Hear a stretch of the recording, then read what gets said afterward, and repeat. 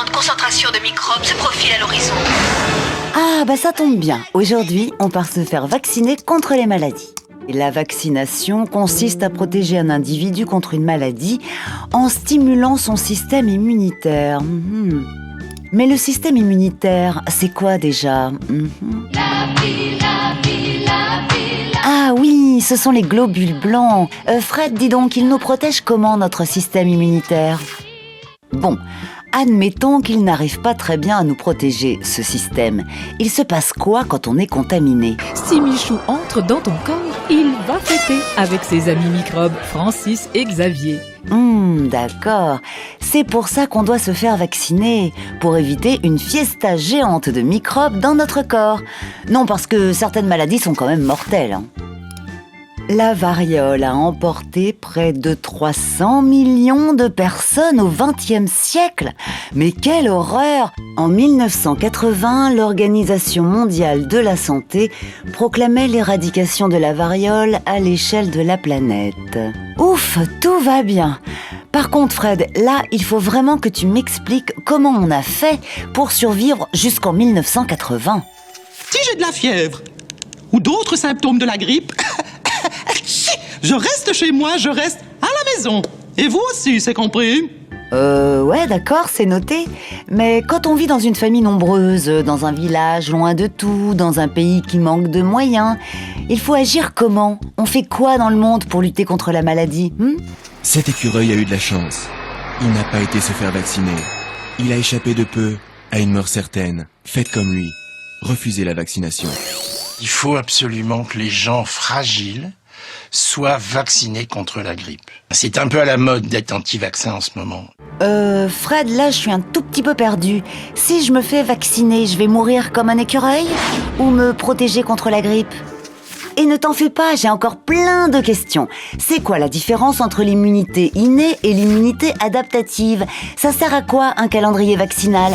Et la mise en quarantaine? Et les adjuvants? Est-ce que tous les vaccins sont obligatoires? Et il n'existe pas des vaccins sans aiguille? Au secours, Fred! Aïe! Merci la petite voix. Et oui, aujourd'hui nous ouvrons le grand dossier des vaccins. À vrai dire, le sujet est un peu polémique car de plus en plus de personnes se montrent réfractaires à la vaccination. Alors y a-t-il des risques à se faire vacciner? Eh bien, pour répondre à cette question, nous irons interroger nos experts. Mais tout d'abord, pour bien comprendre comment marche un vaccin, il est important de rappeler comment fonctionne notre système immunitaire. C'est notre première animation, juste en dessous.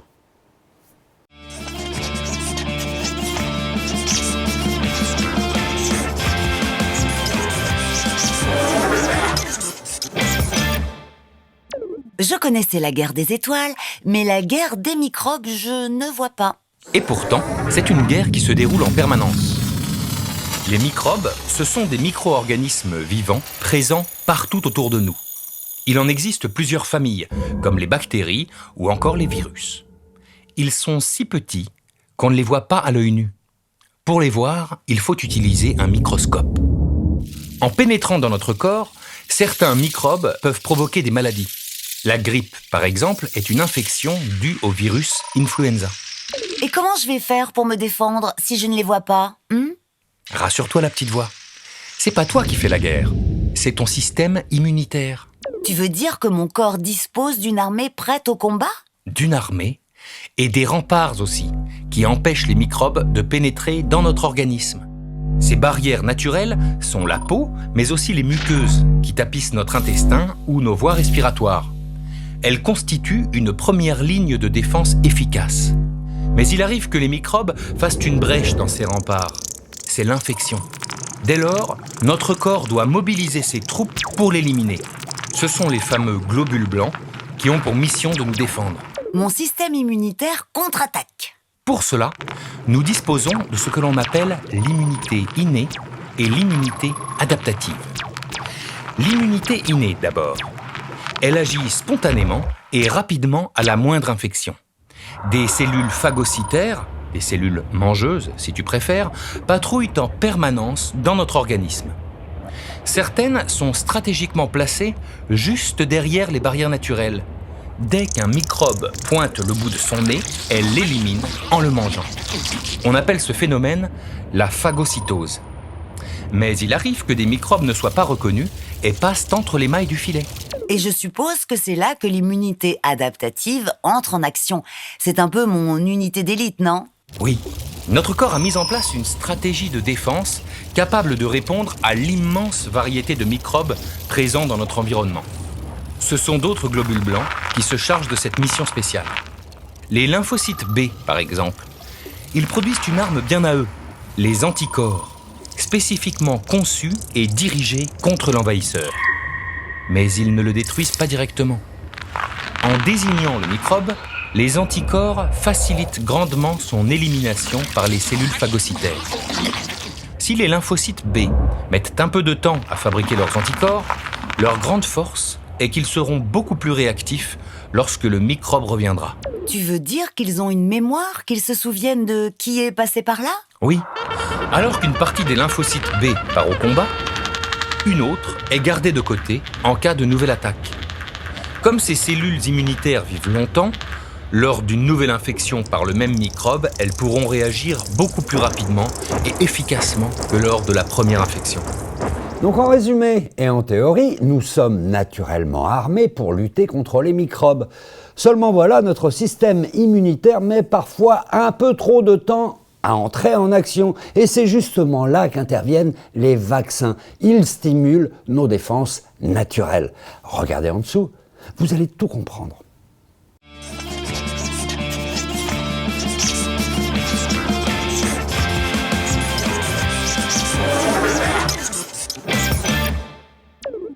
C'est vrai ça. Si mon système immunitaire fonctionne, pourquoi il faudrait que je me vaccine ?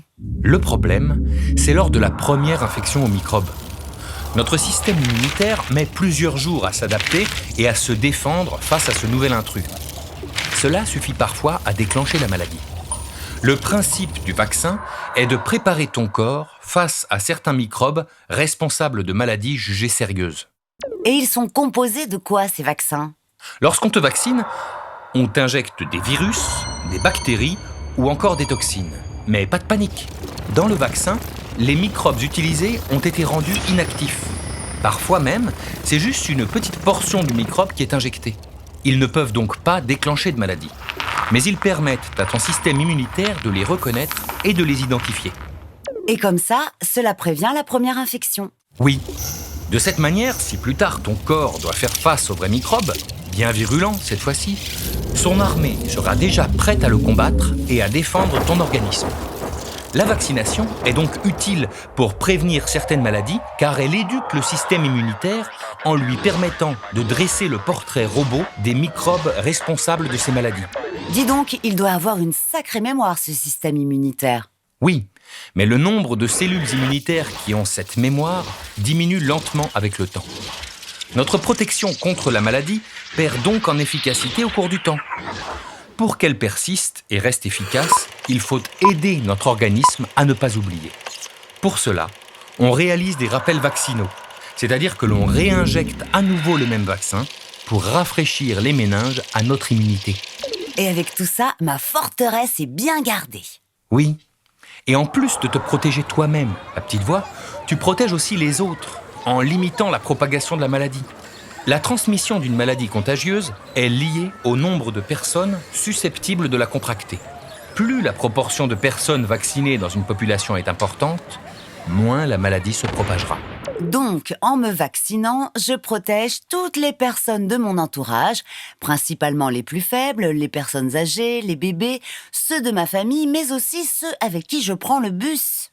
Oui, un exemple, la petite voix. La rougeole.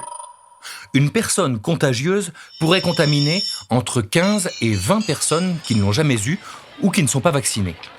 Mais depuis la mise en place de la vaccination dans les années 80, le nombre de cas de rougeole par an est passé de 500 000 en moyenne à moins de 300 en 2014.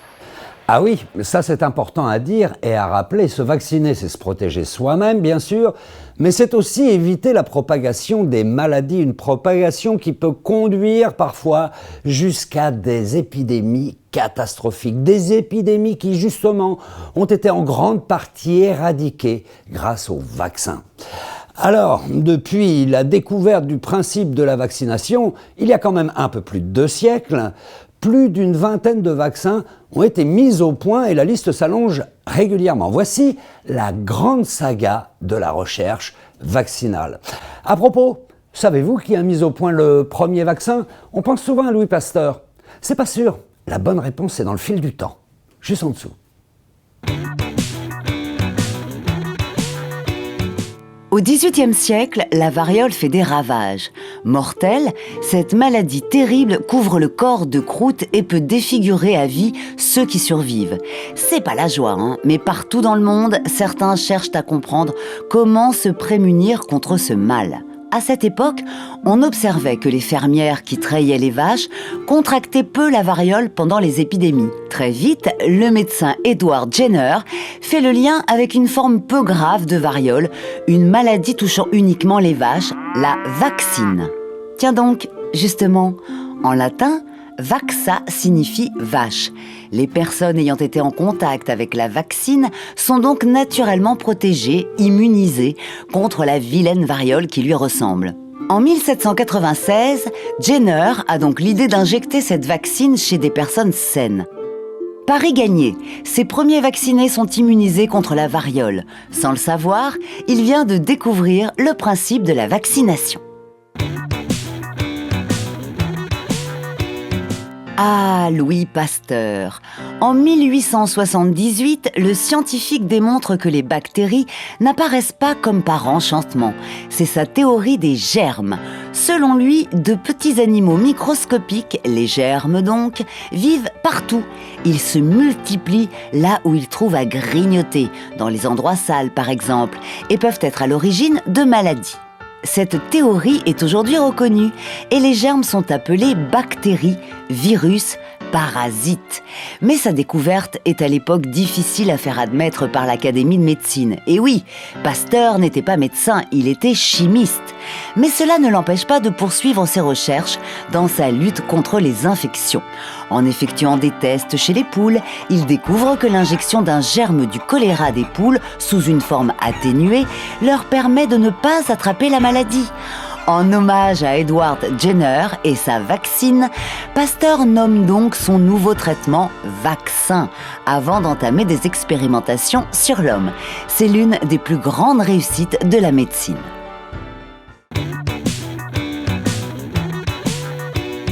Les pays ont vite compris l'intérêt que pouvait avoir la vaccination dans la lutte contre les maladies infectieuses.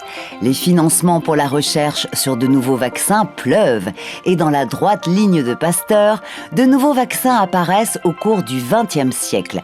Le fameux BCG contre la tuberculose en 1921, contre la diphtérie et le tétanos en 1924, contre la fièvre jaune en 1927 et contre la poliomyélite ou polio en 1954. En parallèle, pour vacciner une population grandissante, il est nécessaire de produire les vaccins à grande échelle. On cultive d'abord le vaccin sur des animaux, c'est ce qu'on appelle un milieu de culture in vivo. Par exemple, le vaccin contre la variole provient à l'époque de génisses inoculés avec la vaccine. Celui contre la grippe est cultivé sur des œufs de poule fécondés. Par la suite, on remplace les animaux par des cultures de cellules faites en laboratoire, des cultures in vitro. Par exemple, le laboratoire de Charles Mérieux a industrialisé la culture de cellules de langue de bovin au cours du XXe siècle. Plus récemment, l'essor de la biologie moléculaire a permis d'utiliser des cellules programmées génétiquement pour fabriquer des vaccins. La mise au point de la technique coûte cher, mais comparé aux millions de doses à dispenser chaque année, l'investissement vaut le coup pour les laboratoires. Après l'époque des découvertes, puis de la production industrielle grandissante de vaccins au cours du XXe siècle, les résultats se font sentir. Les épidémies de tuberculose se font rares et vont jusqu'à totalement disparaître en France. La mortalité infantile liée à la coqueluche chute et même la rougeole, maladie très contagieuse qui fait des ravages chez les bébés et les enfants, est contenue. Les victoires du vaccin ne s'arrêtent pas là. Après avoir mené des campagnes de vaccination contre la variole dans les zones endémiques, c'est-à-dire où le nombre de malades est très important, l'Organisation mondiale de la santé déclarait en 1980 la maladie complètement éradiquée. C'est la seule et unique fois dans l'histoire qu'une maladie infectieuse disparaît de la surface du globe grâce à la vaccination.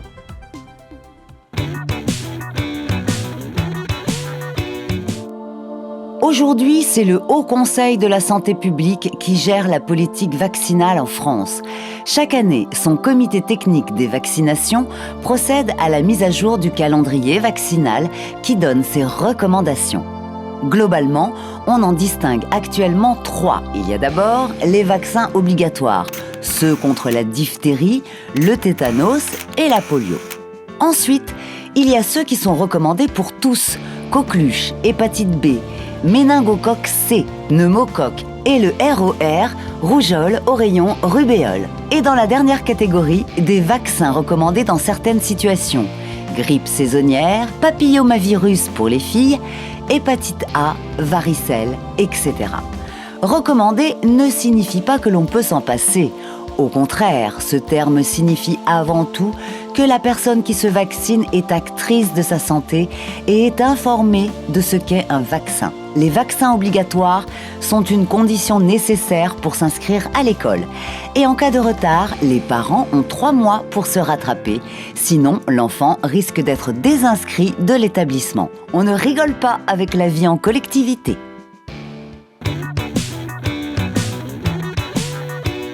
Et si l'on allait voir ce qui nous attend dans le futur ?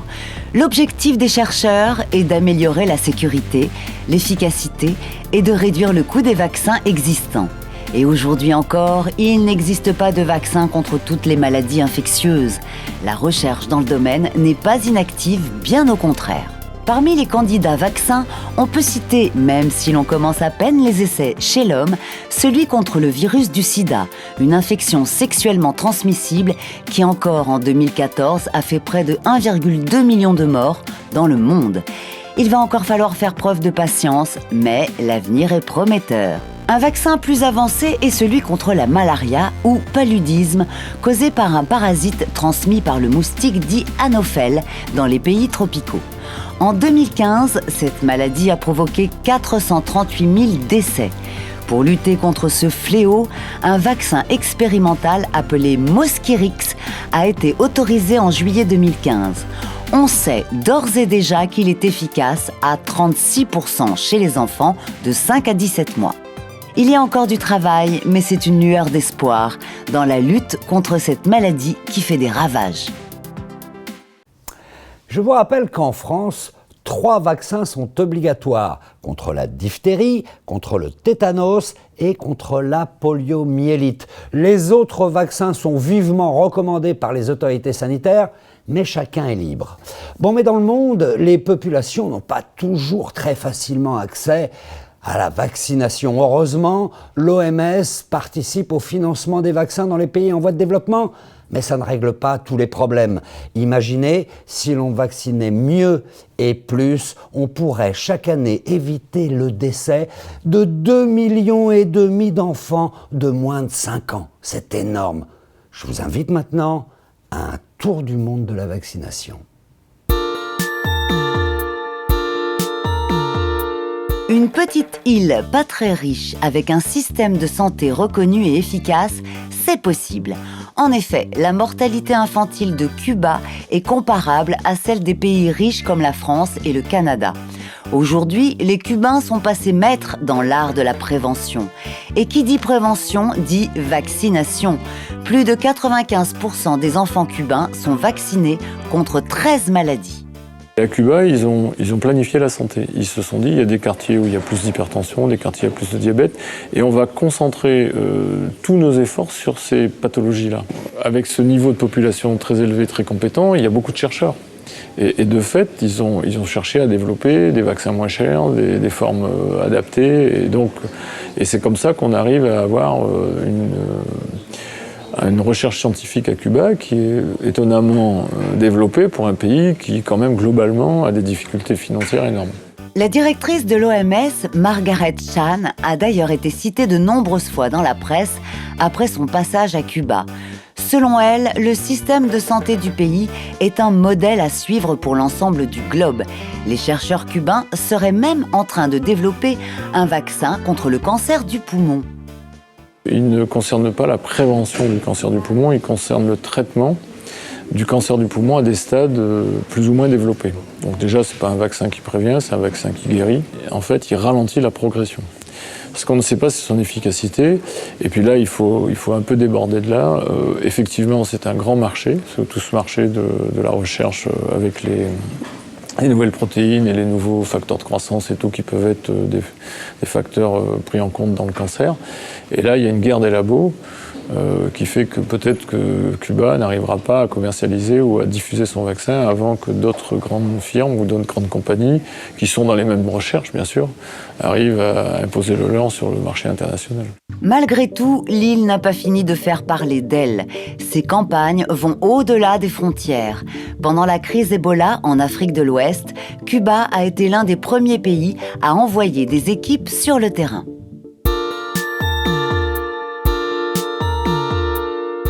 L'encéphalite japonaise n'est pas que japonaise. De l'Indonésie à la Mongolie, cette maladie transmise par des moustiques touche environ 70 000 personnes par an. Même si le premier cas s'est déclaré au Japon il y a plus d'un siècle, aujourd'hui, la vaccination contre cette maladie n'est pas encore une priorité pour ce pays. Sur l'encéphalite japonaise, l'OMS actuellement préconise de vacciner l'ensemble des pays qui sont touchés par cette encéphalite japonaise.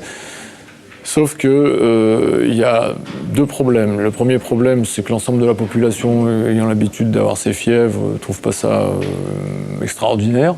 C'est-à-dire que y a la dengue, il y a le chikungunya, il y a d'autres fièvres virales, donc ils se disent bon, l'encéphalite japonaise, comme ça tue pas tout le monde, c'est pas plus grave que ça. Puis il y a d'autres pays comme l'Inde où l'accès à la population, les grandes campagnes de vaccination n'incluent pas systématiquement l'encéphalite japonaise. Mais en Asie, on trouve aussi de bons élèves. La campagne de vaccination en Corée du Sud est reconnue comme très efficace. Ainsi, à défaut de convaincre le Japon de suivre l'exemple de son voisin, l'OMS a décidé de s'adapter. Plutôt que de vacciner par précaution, on garde les vaccins dans un coin pour une éventuelle épidémie. L'OMS est pragmatique, il préconise que dans des centres, il y ait des stockages de vaccins assez importants pour qu'on puisse éviter des grandes épidémies, parce qu'on sait quand même que la maladie peut être dangereuse et avec des séquelles sur le plan neurologique. C'est là le piège de l'encéphalite japonaise. Les symptômes sont classiques. La fièvre, les courbatures, des maux de tête, et puis souvent, ça passe, c'est fini. Mais parfois, la maladie se complique. Elle peut provoquer des convulsions, le coma ou même la mort.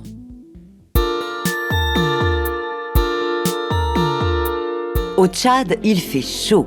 Et comme dans d'autres pays d'Afrique, il est difficile de respecter la chaîne du froid pendant l'acheminement des vaccins. Car, comme un yaourt, un vaccin doit être conservé à basse température de sa production jusqu'à son arrivée sur le lieu d'utilisation. Et si le vaccin a chaud, il peut perdre de son efficacité.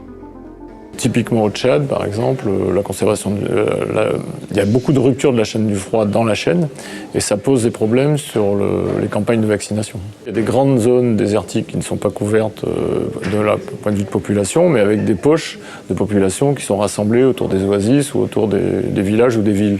Pour contrer ces obstacles, l'UNICEF a décidé d'aider les populations en investissant dans de nouvelles solutions.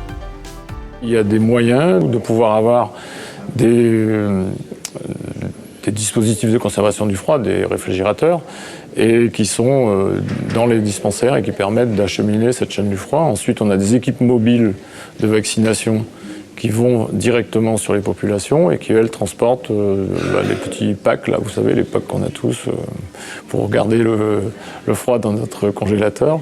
Et ben, ce sont ce genre d'instruments ou d'outils qu'on utilise pour pouvoir conserver cette chaîne du froid pour les vaccins.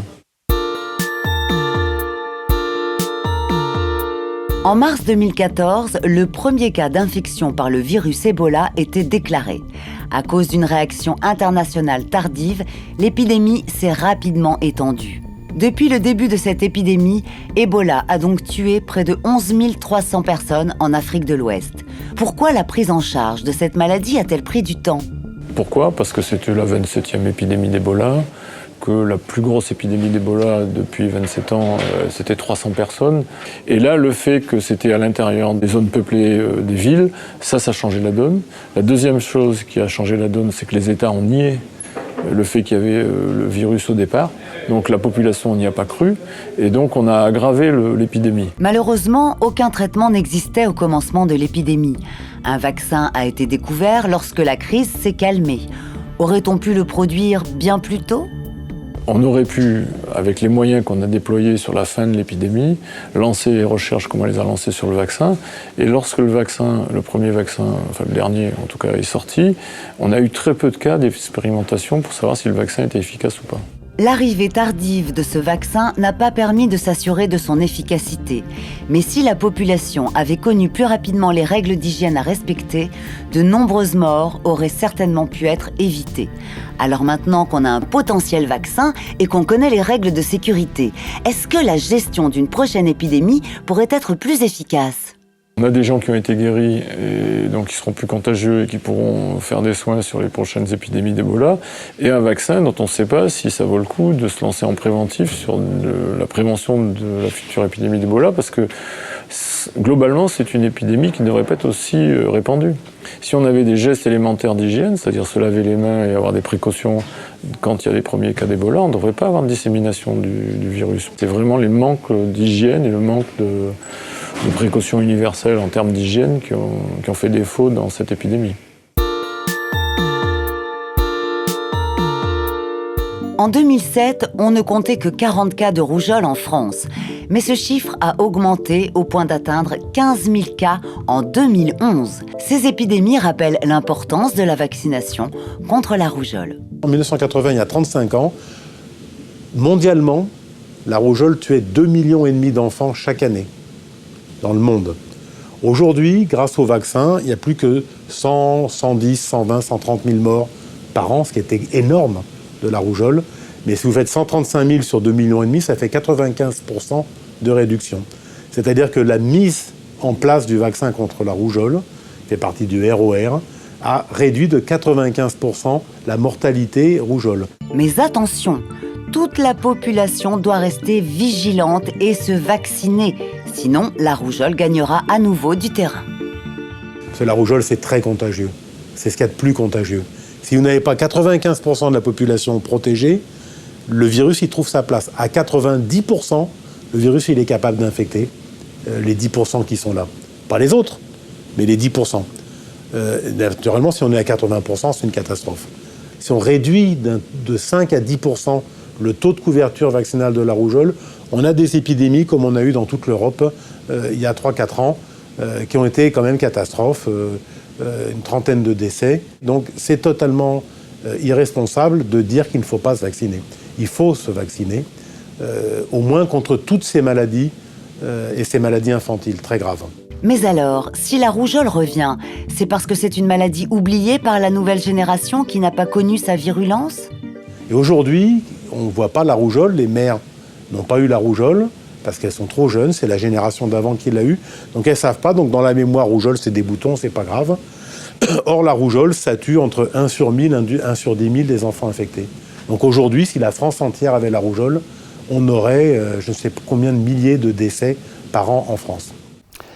Les pays qui tentent de combler leurs lacunes en matière de vaccination sont de plus en plus confrontés à des personnes qui refusent de se vacciner ou de vacciner leurs enfants. Et la France n'échappe pas à cette tendance, à cette méfiance à l'égard des vaccins.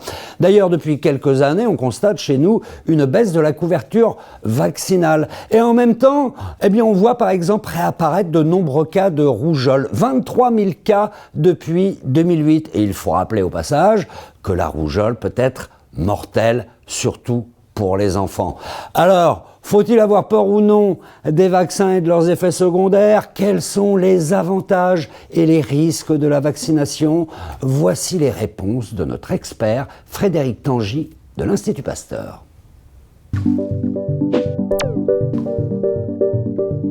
Le premier effet des vaccins, c'est l'amélioration de la santé publique, des individus et de l'ensemble de la société, c'est-à-dire que dans le monde, la mortalité infantile qui était d'un taux extrêmement élevé, il y a ne serait-ce que 60, 70, 80 ans, a quasiment disparu. En tout cas, chez nous, elle a disparu, la mortalité infantile due aux maladies infectieuses. C'est-à-dire que nos arrière-grands-parents faisaient 6 enfants pour en garder 4. Hein. Au 19e siècle, on en faisait 8 pour en garder 2, etc. Tout ça, plus personne ne se pose la question, ça n'existe plus. On veut 3 enfants, on en fait 3, on veut 4, on en fait 4, on n'en perd pas un, à moins d'un problème rarissime, très grave, et en tout cas certainement pas, ou très rarement lié à des maladies infectieuses. Donc c'est essentiellement pour protéger les enfants. Il n'y a qu'à citer des mots, mais vous les avez déjà cités, tétanos, rougeole, poliomyélite, diphtérie, coqueluche, tuberculose. Voilà, moi je vais vous dire un exemple simple. Ma grand-mère, elle a perdu 2 sœurs de la tuberculose. Du temps de ma grand-mère, on allait en sanatorium pour se faire traiter de la tuberculose. Vous connaissez quelqu'un qui est mort récemment de la tuberculose ou qui va se faire traiter en sanatorium? Ça n'existe plus. C'est pas que le vaccin, et l'hygiène aussi, on va dire. Mais le vaccin a été un atout énorme. Depuis les années 70 qu'on vaccine à aujourd'hui, on prend toutes les maladies infectieuses et les courbes, c'est ça. De 1970 à aujourd'hui, toutes les courbes sont comme ça. Il n'y a aucune qui repart. Et quand ça repart, c'est qu'on arrête de vacciner. Donc ça, c'est l'efficacité des vaccins. Ce n'est pas l'efficacité d'un essai clinique sur une petite population, c'est l'efficacité mondiale sur l'ensemble des individus qui peuplent la Terre. Toutes les maladies infectieuses sont surveillées. C'est clair, et c'est net, et c'est calculé très efficacement. Et c'est open. On peut aller voir sur le site, on trouve tous les chiffres. L'essentiel des effets secondaires des vaccins, tout le monde les connaît. C'est ce qui arrive aux bébés quand on les vaccine. C'est une rougeur sur le bras là où on a piqué qui va durer 2 jours. Avec les vaccins vivants, mais c'est pas non plus chez tous les nourrissons, on peut avoir une petite fièvre, une petite poussée de fièvre à 38,5, mais rarement plus, qui va durer aussi quelques jours. Donc ça, c'est des effets secondaires classiques que certains parents vont observer. Quand un adulte qui se fait vacciner contre la grippe aussi, il peut avoir mal au bras, il peut avoir un point rouge, et la fièvre, c'est plus rare. Donc ça, c'est vraiment des effets secondaires qui sont bénins. Il n'est pas question de grands syndromes, de maladies gravissimes. On est en contact permanent avec des agents infectieux. Et un agent infectieux, une bactérie, ça peut être des milliers d'antigènes qu'il y a dans une bactérie. C'est que quand on est infecté par une bactérie, c'est comme si on recevait 1000 vaccins différents. Donc vous voyez que face à tout ça, un enfant qui arrive à l'âge de 10 ans, il a tout vu. Il a vu tous les sérotypes de la grippe, il a vu tous les adénovirus, tous les rhinovirus, tous les rotavirus possibles. C'est des dizaines, des soixantaines de sérotypes différents. Il a fait des infections pour ça. À chaque fois qu'on a le nez qui coule, on a une infection. À chaque fois qu'on a une petite fièvre, on a une infection. Vous voyez. Ça stimule notre système immunitaire. Il est sans fin. Il est sans fin. Il peut proliférer toute la vie. Jusqu'à ce qu'on arrive à 65, 70 ans, il peut proliférer notre système immunitaire. Donc les 10 vaccins qu'on nous met dans le bras, c'est franchement, on va dire que c'est une petite poussière par rapport à tout ce qu'on rencontre dans la vie. On pourrait en mettre encore bien plus.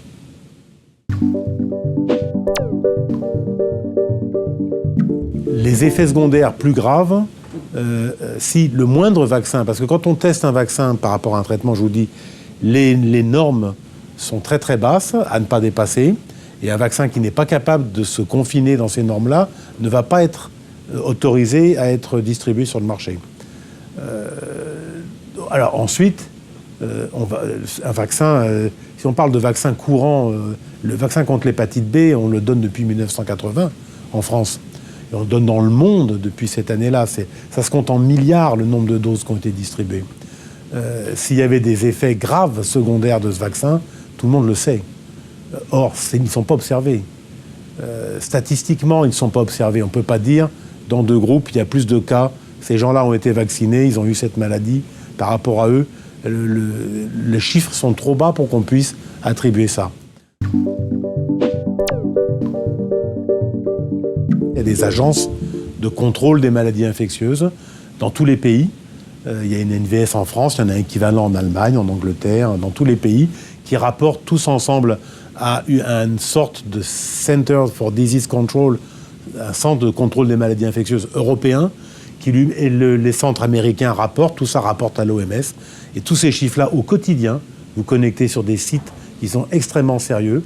C'est des dizaines de milliers de médecins qui travaillent dans le monde. Vous avez des centres OMS, vous avez des collecteurs d'informations, vous avez des hôpitaux, des médecins qui sont centres observateurs de l'OMS, centres observateurs de l'INVS, et qui rapportent des nombres de cas à chaque année. C'est pareil pour toutes les maladies. On connaît chaque nombre de cas d'hépatite B, de tout ça. Selon la maladie, il faut plus ou moins grande couverture vaccinale. Ça, c'est de l'épidémiologie, c'est des chiffres qui sont calculés. On sait le taux de transmission, et on fait l'inverse du taux de transmission pour savoir combien de proportion de la population il faut protéger pour pas que ça se transmette. Et ça aussi, c'est surveillé. L'INVS connaît tous les chiffres tous les jours et calcule et sait combien il faut encore vacciner de personnes pour que la grippe s'arrête.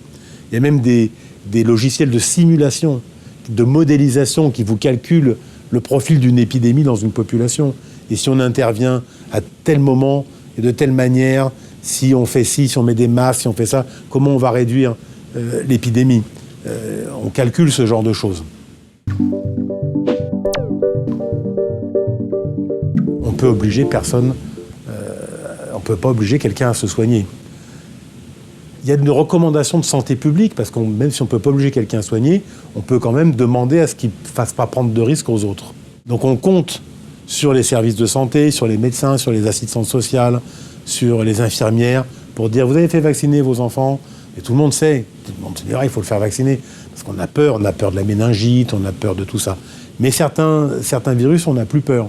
Donc on ne va pas le faire vacciner ses enfants contre ça, si le médecin ne vous a pas poussé. Donc moi je trouve que c'est extrêmement important d'enseigner aux médecins. Il manque d'enseignement là-dessus, la plupart des médecins. Il n'y a que les pédiatres finalement, et les infectiologues qui sont vraiment connectés sur l'idée du vaccin, et qui le font parce qu'ils ont appris ça. Ils ont appris que c'était effectivement un atout majeur dans la santé publique. Et là, le Zika, tout le monde a peur, les médias nous appellent de partout. Est-ce que ça risque de venir en France? Les femmes enceintes accouchent de bébés microcéphales. Alors voilà, dès qu'il y a une crise, on a peur. Mais par contre, au quotidien, quand on est hors crise, on ne va pas vacciner son enfant. Donc ça, il faut vraiment forcer la main là-dessus des mères et des parents. L'aluminium est toxique, mais il est toxique à des doses extrêmement élevées.